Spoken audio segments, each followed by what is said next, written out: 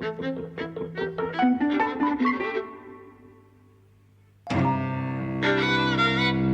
and welcome to Eavesdropping at the Movies. I'm Mike. And I'm Jose. And today we're talking about the original Nightmare Alley. Yes. In our last podcast we talked about the remake, or I say remake, new adaptation of the original source material. Yes. Which was a novel from 1946, as we mentioned, yes. By William Lindsay Gresham. This was the original adaptation of it in 1947, the year after the novel came out, directed by Edmund Goulding, who was a British screenwriter and director, who's best known for Grand Hotel, The Razor's Edge. Yes. Dark Victory, The Great Lie. He directed some of Bette Davis's greatest hits as well. Yeah, he directed a number of hits. This is not one of them. This was a box office flop. Yes. And I do think you can see why. And it's funny, I came out of the 2021 Nightmare Alley feeling a little sort of nonplussed by it, I wasn't that impressed. And this makes me appreciate things about it that I didn't. I think Del Toro's version is the better version. Yes, it is. I agree with that completely. So this, I think, is very middle of the road. It's interesting that it's talked of as a noir, and I kind of didn't think it was. Oh, I did. I mean, it wasn't as visually beautiful or interesting as I associate with 40s noir. And I was watching it with Celia, who was in Canada. We pressed play at the same time. And she was saying, she's much more familiar with film of this era than I am. And she was saying, this is a melodrama, really. No, it is a noir. I mean, noir is not just about street lamps and kind of shadows, though this has quite a fair share of all of that. Actually. It's not the only thing I associate with it, but... But it is about kind of the descent and, it's about kind of the darker side of life, of blackmail and, kind of, Tyrone Power is sleeping with Xena, for purposes other than what he feels, and he's on the make and whatever, and it ends up with him being turned into a geek. I mean, it's about dark elements of the human. It certainly psyche. is, but I think it's interesting the difference in mood between this and Del Toro's version. One of the things I felt was completely missing here was a sense of mood. Maybe some of that is being accustomed to a different era of film style. This is 80 years ago now, close to. But I do think it's really devoid of mood. About 8.5 minutes into this, we're already learning about... I think we're already seeing at that point Tyrone Power getting involved with the magic acts and that. Mm-hmm. And that's some 20-25 minutes at least in Del Toro's version. There's in other words, this goes plot very, very quickly. Really gets it out. Whereas the new version spends a lot more time establishing mood and tone, which I hadn't given it credit for until I saw how quickly and I think uninspiringly you can do it here. I mean, I think to say it's uninspiring, let's not be too rough on it, because I think actually it's quite a wonderful film. Sure. It's just, that, to me, Del Toro is much greater. But this has, quite incredible things. And actually, some things are better in this version. I think Joan Blondell is, so much better than... Rooney Mara, is it? No, sorry, Toni Collette. Toni Collette. Yeah, she brings a sensuality and a knowingness and a kind of an acceptance of her own kind of character, and a kindness and, but also, I don't know, like a ripe sensuality. Yeah, well, she has a seductiveness to her. So. Yeah, which Toni Collette, doesn't bring that. And I think there are wonderful things there are wonderful images. I mean, the image with, the character with the electricity is fantastic. There actually are quite a lot of archetypal film noir shots. So, there's this conversation between Joan Blondell and Tyrone Power, and his face is cast in shadows where she's in the light, right? And it's almost like a visual representation of like the character, really, through lighting. So I liked all of that very, very much. It's just visually, it's not a patch on Del Toro's film. No, not at all. And I think some of the things that I initially was rather thrilled by, because what happened with me is that I saw the first half hour of the original Nightmare Alley, and then I just couldn't find time to see it properly before we saw the Del Toro version. And originally, I thought the opening of the Goulding version was so much better because actually it begins with Xena, right? And then you're seeing Stan through Xena's eyes, right? And so on. But then when I watched the film as a whole, I thought it's right the way that Del Toro begins with Stan's past and his actions and how he ends up, you know, in the fairground and so on. It's not right that it begins with Xena, because kind of Xena gets dropped out of the story, except as a kind of, well, not even, because actually what Xena stands for, which is a kind of a human frailty, but also a kindness, yeah, a goodness, right? At the end of the film is theoretically taken over by the wife, except, you know, the wife doesn't convey the same things quite, right? So Xena disappears from the story. So, i.e., introducing her and introducing Stan through her eyes is not followed through as a device in the rest of the film. So I think, you know, Del Toro's focus on Stan at the beginning, yeah, where he's committing a murder, yeah, or getting rid of a body, we're not quite clear, yeah, covering up something really awful, and then that laugh at the end where he accepts his fate is so much better. Yeah, and the ending, I think, is one of the reasons I said in the previous podcast. It's one of the things I was talking about as noir is the unhappy ending, the idea of not getting away with it, and that film ends with him not having got away with it and getting what he deserved, and he's the geek now. And this film doesn't end with that. There's a little bit after it where he is now working as the geek, just as in the 2021 version, he knows his fate. He understands it completely. He understands what's happening to him. But he's working at the carnival where his wife has gone back to. In this, she's played by Colleen Gray, and you see the beginning of an effort to rescue him. She says, "I'm going to help you." And then some of the other, the strong men and other people who knew him said, "I didn't even recognise him." And the film ends on them saying, "Well, got what he deserved," I think, roughly speaking. I can't remember what they said actually, but it does end on a note of there's a potential redemption. So, and one of the things that I said was so remarkable about the new version is the severity of the ending, severity of what happens to, a big, famous, handsome movie star, right? You don't often see that level of, I don't know what the word is, degradation or, something like that. And here, Tyrone Power was a big, famous movie star, he'd been away at war, right? So this was one of his first films back after the war. Well, he'd already done The Razor's Edge, which had been a huge success. Yeah. And actually, I think it was on the basis of the success of The Razor's Edge that they got Zanuck to make something so dark for 20th Century Fox. Tyrone Power was the one who wanted this. Yeah, and it's the same director, and the same star. So I think that was a reason to gamble on such dark material. So yeah, he's absolutely a big star, and he does get that ending, and then it's sort of taken away. There's a little bit of redemption involved, which again, like I said, is something that I would not quite associate with noir. The idea that maybe there's a way out. Even though he has got this punishment, a way out is offered to him right at the end. Potential for a little bit of hope. One of the things that I thought was interesting was, in the previous podcast, I said that I hadn't seen it coming that he would become the geek. And you said, of course, basically. Of course it's signalled throughout, right? Yes. And watching this, I think made me realise again why I think I didn't spot that in Del Toro's version. It's partly that Del Toro's vision of the geek is so Del Toro. It's a monster. It's from another world. It's like it's from another dimension, that thing. And it is a man, clearly. I think I didn't see it that way. Well, that's how I think it comes across. That's how it feels. It's this thing that's kept in the corner. It comes out, it bites the head off a chicken. You don't really see its face, or I say his face, or anything, and these people are crowded around looking at it. You don't see the geek at all in this at the start. When the equivalent scene is shown, you don't see it. You just see the people looking down into the pit of it. And then almost immediately, Tyrone Power speaks to the head carny, saying, how do you get a man to do that? How do you make a man do that? How do you turn a man into that? Which immediately kind of signals there is a process involved. This was a person. Like in Del Toro's version, even though it's subtle and it's not really, it is still clearly a person. I think it's presented more as a different thing altogether. No, I don't agree with that. I don't agree with that at all. There's a conversation with Defoe about how you turn someone into a geek. Yeah, eventually. That's after a little while, and that's when I started to think. Well, that's when it got to the end of the film, I thought back and gone, "Oh, that's what I should have picked up on." Yeah, but that is a long time into the film. We spent. It is a long time. We spent a lot of time by that point. We've seen the introduction to the geek as this otherworldly thing.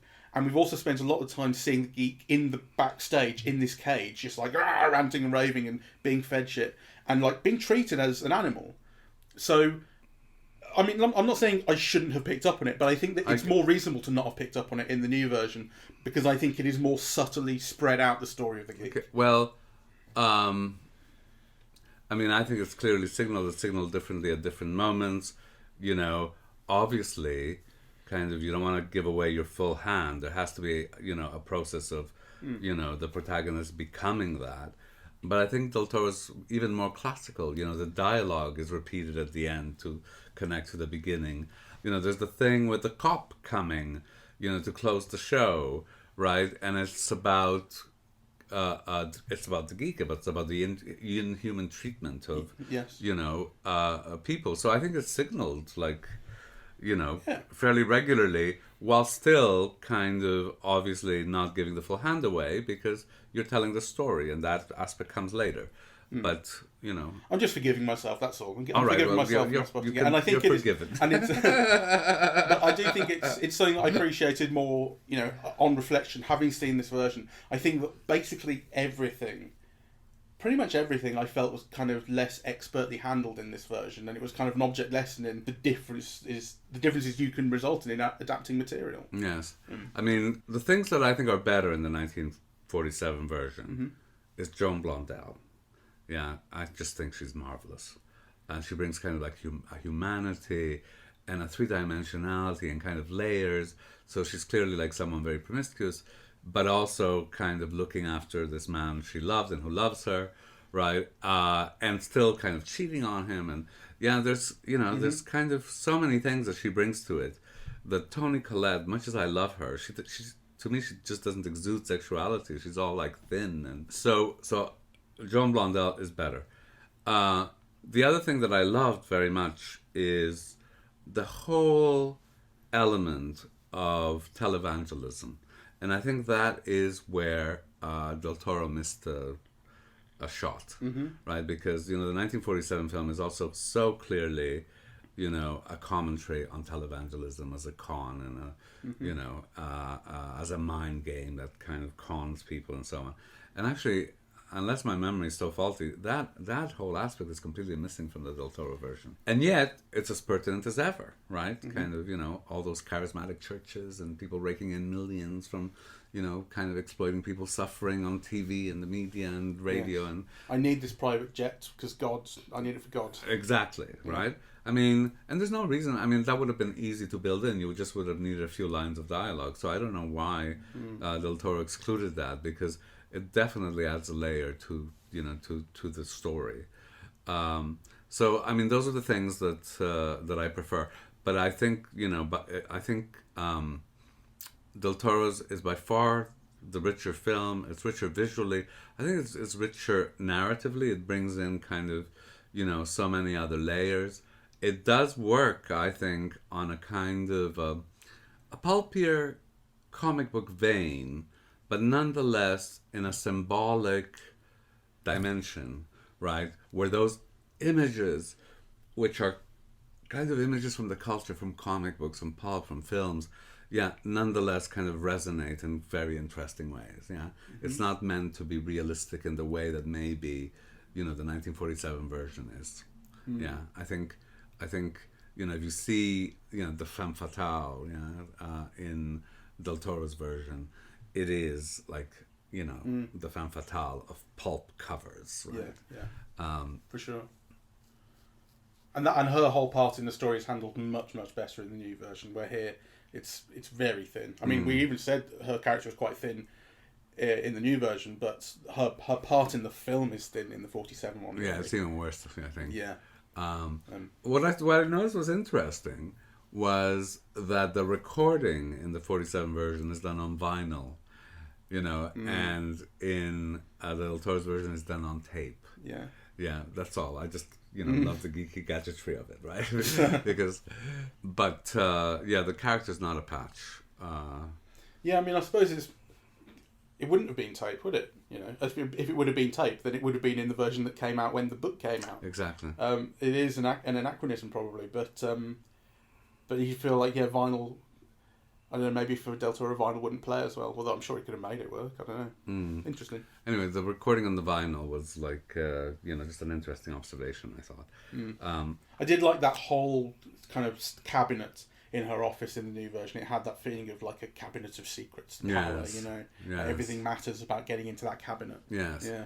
I also, what I appreciated in the Del Toro version is a kind of a carnality, right? So it's interesting because in the 47 version, Joan Blondell has it and exudes it, right? But really, the person who should have it is Stan. Yeah, there's got to be something about his handsomeness, and actually, it's very interesting because I was reading this book of memoirs, by Ava Gardner, right? And she talks about like pussy power. Yes, kind of these women, who have like pussy power because like men are so attracted to them that kind of. And kind of Stan is someone who has to have like cock power, whatever, right? Like, and it's interesting because Del Toro shows it to you, yeah, and actually it comes from the way that Del Toro films Bradley Cooper, yeah. In that scene where he goes with Toni Collette and he goes to have the bath and she looks at him. Yeah, and the way the camera moves, and the way the kind of the angle at which his body and his face are filmed, like he's made to seem like big and sexy. Yeah, and actually, I think it's the only moment in the film, that he's filmed that way. But it's important to establish that he's got that power over women. Yeah, that he turns women on. Yeah, and that he knows it, right? Yeah. So I Even think, though he pretends not to know it. In that scene, he's resistant, or at least he initially appears to be, pretending at least to be resistant to her come on, even though it's such a clear come on. But he's kind of, maybe it's because he's in someone else's house, she's married. Oh, maybe he just doesn't find her that attractive. It could be that. But he seems to be resistant, at least, as opposed to like a true Lothario. Yeah. But he also, I think, is hiding that he knows how good looking he is. A Lothario is different because it's not just about kind of conning women into having as much sex with you as possible. This is just about using the sexual power that you have to whatever advantage you... Yeah? Whereas the Tyrone power is clearly described as handsome, and he is introduced to Joan Blondell's gaze, so, kind of she's interested in him. Yeah, but there's a difference between kind of being shown as handsome or a pretty person or, than to have a kind of a sexual potency. And I think Bradley Cooper exudes it, at least in that, or Guillermo del Toro films the Bradley Stan as having it. Yeah.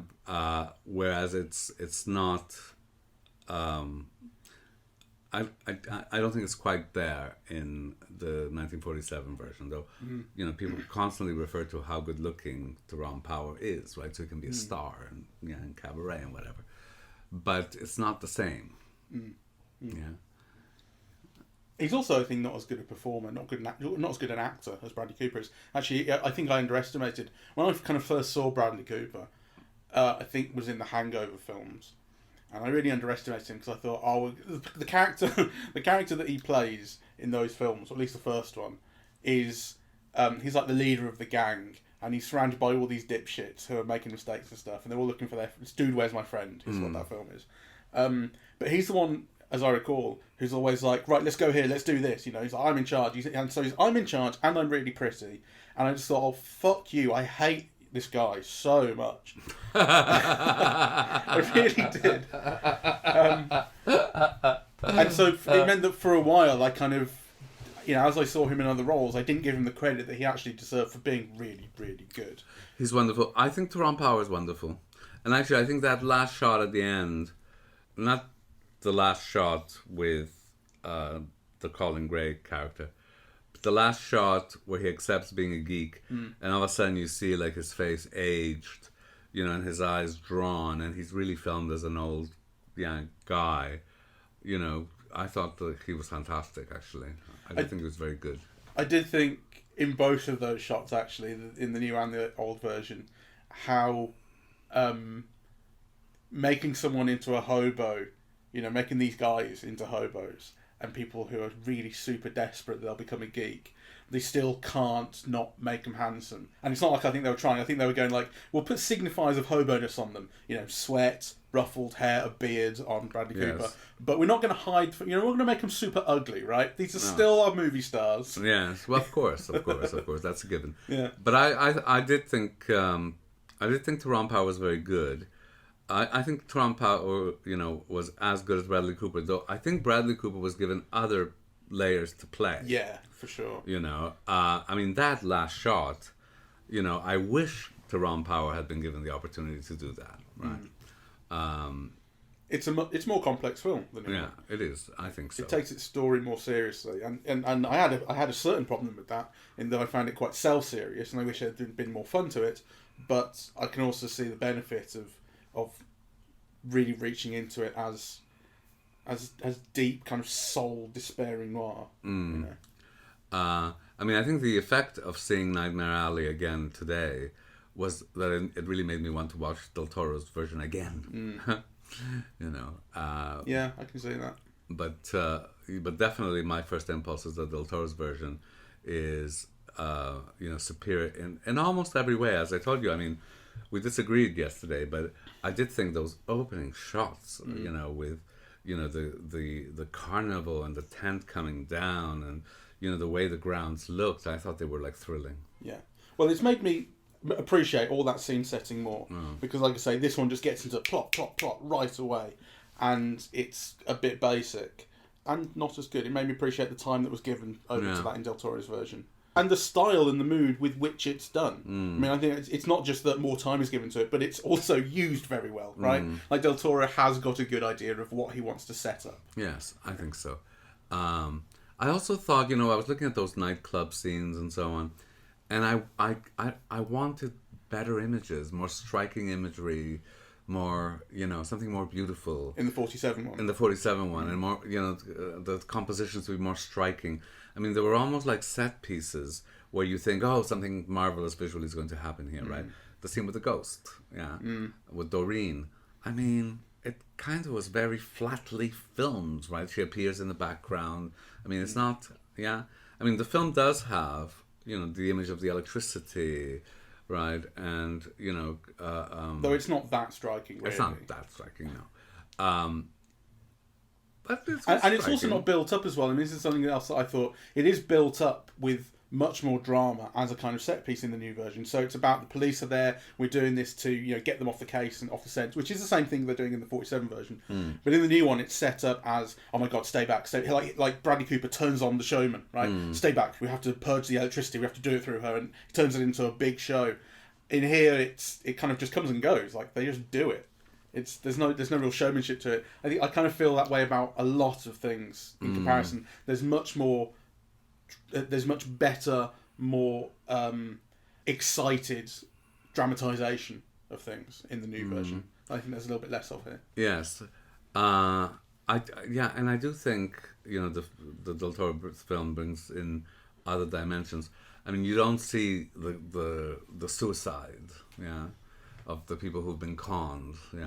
No, right, yeah. Which is such a striking... No. And a funny moment. Yeah. So I think it's interesting because it feels... The 1947 version... So let's just establish... I think it's a very good film, yeah. But it's not great, which is the reason for the remake. Yeah, and I do think, actually, that the remake brings out a whole other series of dimensions, both visual and thematic, that were missed out in the 1947 version. And the only thing that I would exchange of one for the other is I wish, Joan Blondell had played in the Del Toro version. Yeah, fair enough. All right. So I think we nonetheless... I would recommend people see it, really. And it's a wonderful companion piece to the Del Toro version. Well, certainly. And I wouldn't recommend people don't see it, but I don't count it as a really, really good film. It's an interesting one, and interesting in comparison. And I think, and it is interesting that it has made me appreciate things in this new version that I had taken for granted or not seen very much in. So, interesting. Right. But not great. All right. Well, thank you very much for listening. We are Eavesdropping at the Movies, and we are on Apple Podcasts, Audible, Google Podcasts, Spotify, SoundCloud, and YouTube. On social media, we're on Facebook and Twitter. And the website is eavesdroppingatthemovies.com. Thank you very much for listening. Bye-bye.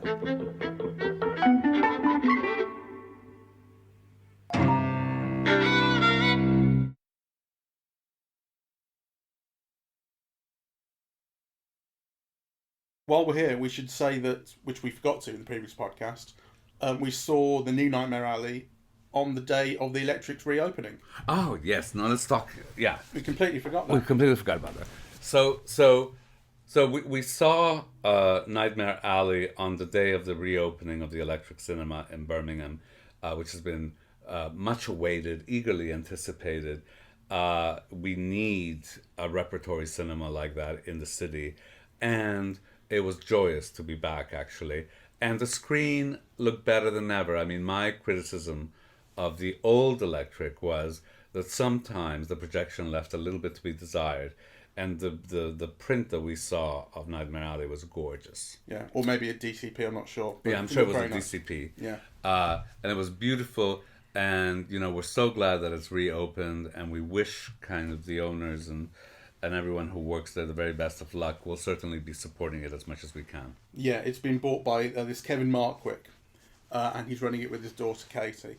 And they spent apparently £100,000 refurbishing it and doing it up. So it closed during COVID-19, and most of the staff was made redundant. And yeah, you kind of thought that's it. And I suppose for some people, it was also a signal that cinema is dying. The independent places are going away, even though this was enforced not by lack of sales, but by closing because of COVID. But it's coming back, and I've never been one of those people who's thought cinema's dying. I think it's still an appealing, attractive night out for people. I know people say it costs so much money, you have to get babysitters and all that. I appreciate that, but it's still a way that people want to spend their evenings. I mean, this whole thing about cinemas dying, well, first of all, what is it? My question really at the moment is, what is television? Television is the conundrum for me. What is television today, right? I understand, when Raymond Williams was writing about television, I knew what he was talking about. Yeah, when people talk about television now, I don't know what they're talking about, right?